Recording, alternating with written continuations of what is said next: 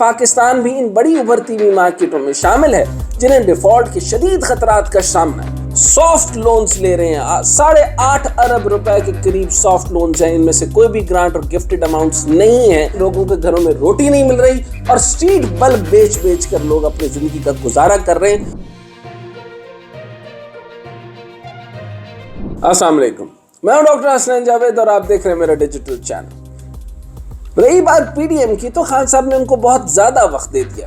اتنے برے حالات، مہنگائی کا طوفان کھڑا ہے، تماشا ہو رہا ہے، ڈیفالٹ ہو رہے ہیں اور یہ امدادی رقوم مانگ رہے ہیں، سافٹ لونز لے رہے ہیں، 8.5 ارب روپے کے قریب سافٹ لونز ہیں، ان میں سے کوئی بھی گرانٹ اور گفٹڈ اماؤنٹس نہیں ہیں، اور اس کے باوجود بھی یہ جو ہے وہ شادیانے بجا رہے ہیں۔ مجھے تو نہیں پتا کہ یہ شادیانے کیوں بجا رہے ہیں۔ یہ P S D F fund کے اندر جانے ہیں اور جا کر آپ کو جو ہے نا وہ ریزرو دکھانے کہ ہمیں 5 ارب روپے وہاں سے آیا، یہاں سے یہ آیا، ادھر ادھر سے وہ ملا، تو یہ ساری کی ساری ونڈو ڈریسنگ رقوم جو ہیں وہ جمع کر کے آپ کو ریزرو دکھا دیں گے۔ تو یہ کیا طریقہ کار ہے؟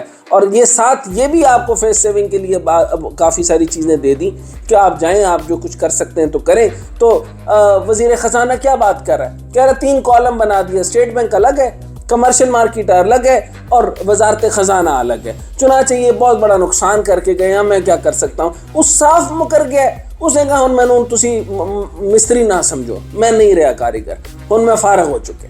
جدو وہ کہہ رہے فارغ ہو گئے تو تسی چھڑ دیو نا۔ اب رہی بات جو پی ڈی ایم کہتی تھی کہ اب ڈیفالٹ کا کوئی خطرہ نہیں، تو ورلڈ اکنامک فورم کی رپورٹ نے اس کا بھی بھانڈا پھوڑ دیا۔ ورلڈ اکنامک فورم نے اپنی گلوبل رسک 2023 رپورٹ میں انکشاف کیا کہ پاکستان بھی ان بڑی ابھرتی ہوئی مارکیٹوں میں شامل ہے جنہیں ڈیفالٹ کے شدید خطرات کا سامنا ہے۔ اس خطرے کا سامنا کرنے والے دوسرے ملکوں میں ارجنٹائن، مصر، گھانا، کینیا، تیونس اور ترکی شامل ہیں۔ پاکستان میں بڑھتی ہوئی مہنگائی کو سب سے تباہ کن قرار دیا گیا ہے۔ رپورٹ نے خبردار کیا کہ بنیادی ضروریات، زندگی کی عوام سے دوری یا عدم دستیابی سماجی اور سیاسی عدم استحکام کو ہوا دے سکتی ہے۔ تو اگر دیکھا جائے تو الیکشن پی ڈی ایم کے لیے نہ صرف بہترین آپشن ہے بلکہ ایک فیس سیونگ سے کم نہیں۔ پی ڈی ایم نے عمران خان کے خلاف عدم اعتماد سے جو مقاصد حاصل کرنے تھے وہ کر نہیں ہے۔ انہیں خطرہ تھا کہ شاید عمران خان انہیں مقدمات میں گھیر کر جیلوں میں ڈلوا دے گا اور آئندہ 10 سالوں تک ان کی سیاست ختم ہو جاتی، تو یہ خطرہ بھی اب ٹل چکا۔ نیا ترمیم سے نواز شریف، مریم شہباز، ان کے بچوں، اسحاق ڈار، آصف زرداری سمیت پی ڈی ایم کے بہت سے لوگوں کے خلاف ریفرنسز ختم ہو چکے ہیں۔ جس کام کے لیے آئے تھے وہ تو ختم ہو گیا۔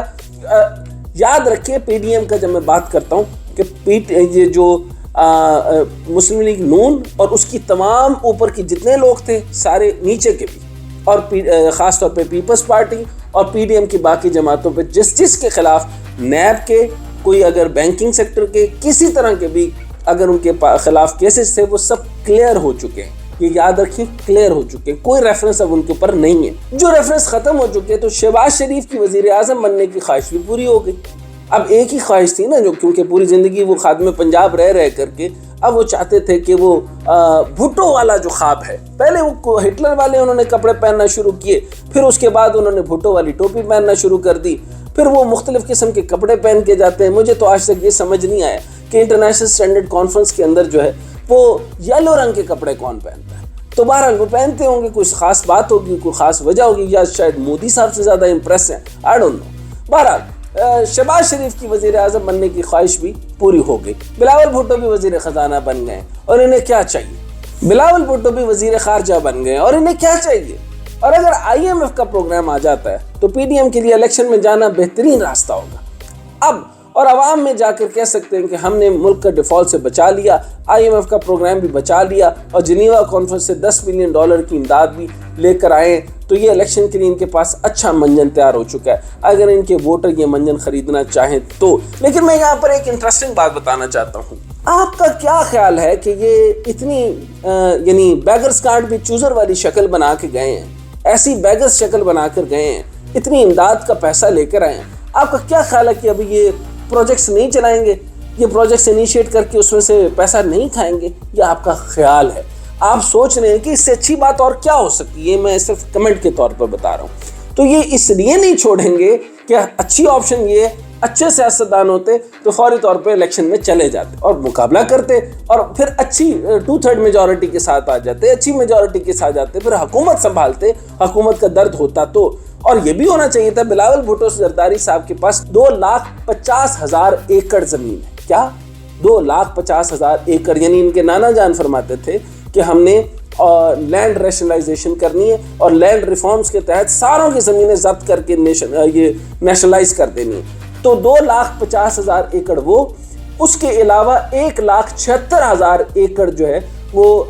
आसिफ अली जरदारी के वाले साहब की, यानी आसिफ अली जरदारी की ज़मीन पड़ी है।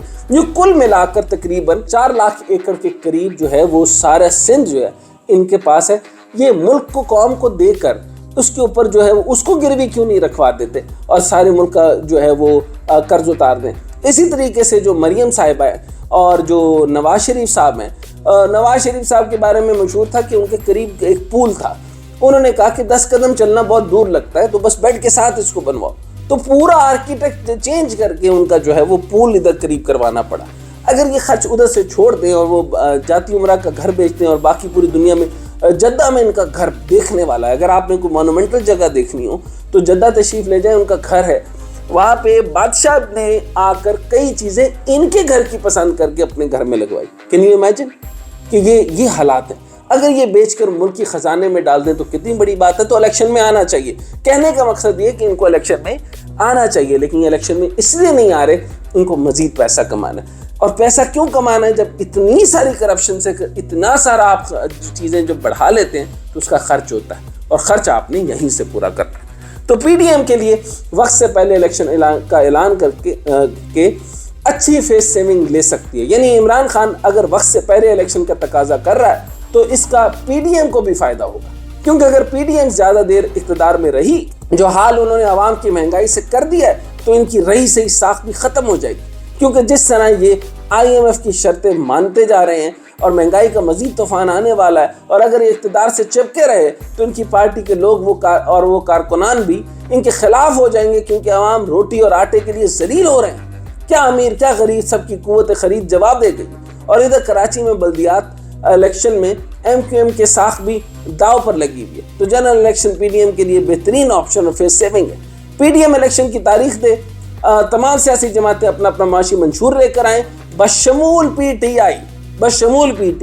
प्लीज़ बताए फवाद चौधरी क्या कर रहा है, बताए वो बाकी लोग क्या कर रहे हैं, बताए PTI ये क्या कर रहा है, और जो शेडो मिनिस्ट्रीज़ दें और बताएं अपने अपने जो इम्पोर्टेंट मिनिस्ट्रीज़ हैं वो की मिनिस्ट्रीज़ क्या क्या करेंगी। और वोट लेकर जो भी हुकूमत इक़्तिदार में आए तो एक तगड़े माशी प्लान और मंशूर के साथ मुल्क को माशी मसाइल और बेयकीनी से निकाले, वरना पीडीएम के इक़्तिदार की हवस मुल्क को मज़ीद अंधेरों में झोंक देगी। और अगर वो उसने ऐसा ना किया तो आप ये याद रखें कि जिस तरीके से ये जमहूरी तमाशे चल रहे हैं और ये जमहूरी बिगाड़ चल रहा है और मुसलसल डेवोल्यूशन ऑफ पावर बर्बाद हो चुकी है, नीचे तक आपकी लोकल बॉडीज तबाह हो चुकी हैं, किसी को मसाइल के हल नहीं मिल रहे, लोगों सड़कों की बिजली के बिलों को तो छोड़ दीजिए, इनडायरेक्ट बिल्स को तो बाद में बात करेंगे, सिर्फ बिल देने के लिए कई लोग कर्जे उठा रहे हैं, लोगों के घरों में घर बर्बाद हो रहे हैं, लोगों के घरों में रोटी नहीं मिल रही और स्ट्रीट बल्ब बेच कर लोग अपनी ज़िंदगी का गुजारा कर रहे हैं। ये मामला ठीक नहीं चल रहे।